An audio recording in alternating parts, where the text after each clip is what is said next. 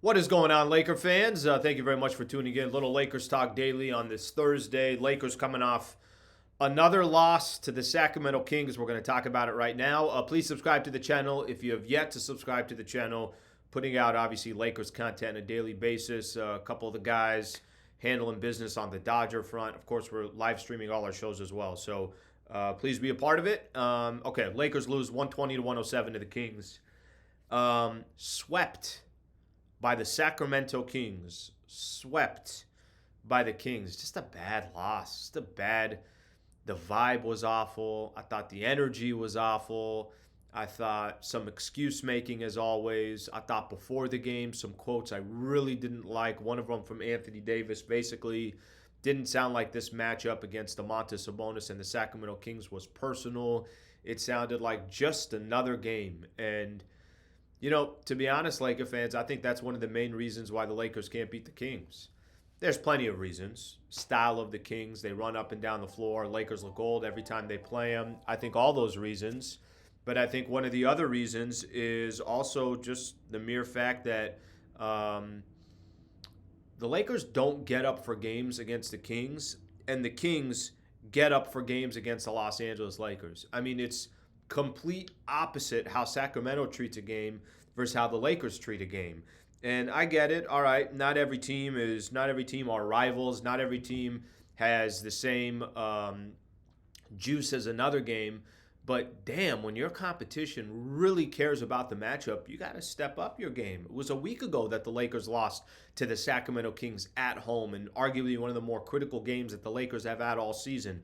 A chance to maybe start moving up and get out of that 9 or 10 spot. They lost a week ago. They were embarrassed at home. They lost against a Kings team after they had a 19-point lead, and by halftime, Lakers were down.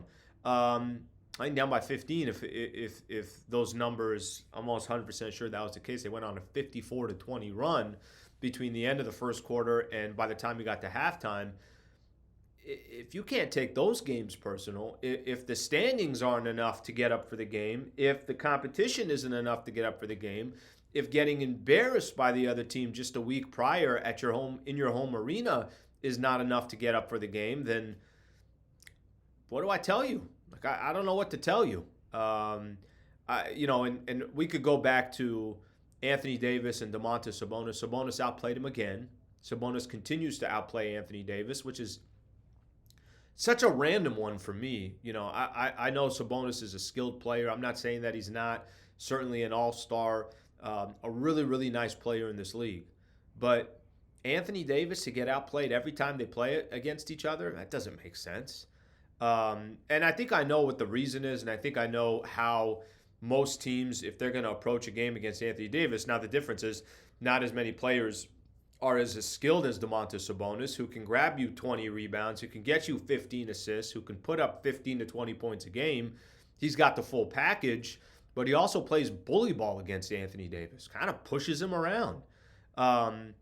It's a matchup that I'm going to go back to it. I said it earlier. I'll say it again.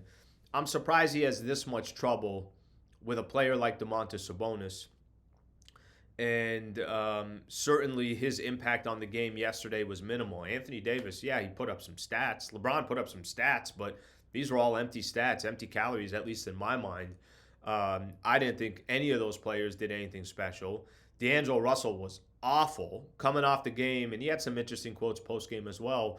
But coming off the game, or coming off that article ESPN had with Dave McMenamin, this was kind of I'm ready. I'm ready for the test.